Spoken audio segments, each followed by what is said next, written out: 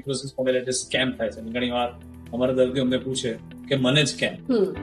તો એમાં બે વસ્તુઓ છે. એક તો જેનેટિક ફેક્ટર છે કે કયા જીન્સ, જેમ કે HLA-B27 એક ઘણા લોકોમાં બી ફેમસ છે જેનેટિક ટેસ્ટ, અને એન્કલોઝિંગ સ્પોન્ડિલાઇટિસના લગભગ 90% દર્દીઓને HLA-B27 પોઝિટિવ હોય. પણ HLA-B27 જે લોકોને પોઝિટિવ હોય એમાંથી 10-15% જ એન્કલોઝિંગ સ્પોન્ડિલાઇટિસ થાય. એટલે આપણે ધારો કે હું આજે તપાસ કરાવું એની કે તમે તપાસ કરાવો, તમારું HLA-B27 પોઝિટિવ આવે તો કંઈ ગભરાવાનું કારણ નથી, અને એટલા માટે વગર કારણના ટેસ્ટ કરાવવા જ ના જોઈએ. પણ એટલે HLA-B27 પોઝિટિવ એટલે તમને થશે એની જરૂર નથી, પણ તમને જો એન્કલોઝિંગ હોય તો there is a chance કે HLA-B27 પોઝિટિવ આવે. HLA-B27 જેવા બીજા જીન્સ બી શોધાયેલા છે, અને એટલે એક જેનેટિક રિસ્ક તમારું થઈ ગયું, તમારે જન્મથી તમારામાં એ જીન્સ હોય તો. અને પ્લસ એન્વાયરમેન્ટલ ફેક્ટર્સ હોય.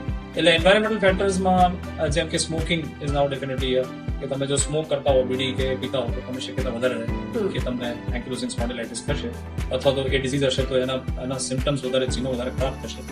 અને એ જ રીતે બીજા અમુક એન્વાયરમેન્ટલ ફેક્ટર્સમાં વાયરસીસ ને અમુક બેક્ટેરિયા બી ઇન્ક્રિમિનેટેડ છે. જેમ કે ચિકનગુનિયા એપિડેમિક વખતે મેં જોયું હતું કે જે લોકોને ચિકનગુનિયાનો તાવ આવ્યો એમાં જે લોકોનું HLA-B27 પોઝિટિવ હતું એ લોકોને કમરના દુખાવા વધારે સિવિયર થયા. એટલે એક ચિકનગુનિયા વાયરસ હતો. એવા ઘણા બધા જંતુઓનો લિસ્ટેડ છે, ખાસ કરીને આંતરડામાં જંતુઓ જેમ કે ક્લેબ્સિએલા છે કે પ્રોટિયસ છે. એવા અમુક જંતુઓ છે જેમની જે સ્ટ્રક્ચર છે એ HLA-B27 ના સ્ટ્રક્ચર જોડે મેચ થાય છે. એટલે રોગ પ્રતિરોધક શક્તિને ખ્યાલ નથી આવતો કે આ જંતુ છે અંદર કે ખરેખર HLA-B27 છે, એ બંનેને સ્ટ્રાઇક કરે. અને એક સિમ્પલ થિયરી એવી છે કે જેમ કે આપણે કર્ફ્યુમાં લશ્કર ગોળીબાર કરે તો નોર્મલ લોકો બી મરી જાય, એ જ રીતે પોતાના જ શરીરને પણ નુકસાન કરે.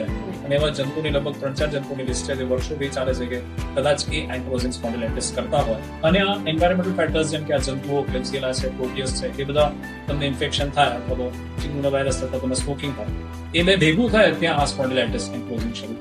એકવાર આ પ્રક્રિયા શરૂ થઈ જાય તો જલ્દી બંધ નથી થતી.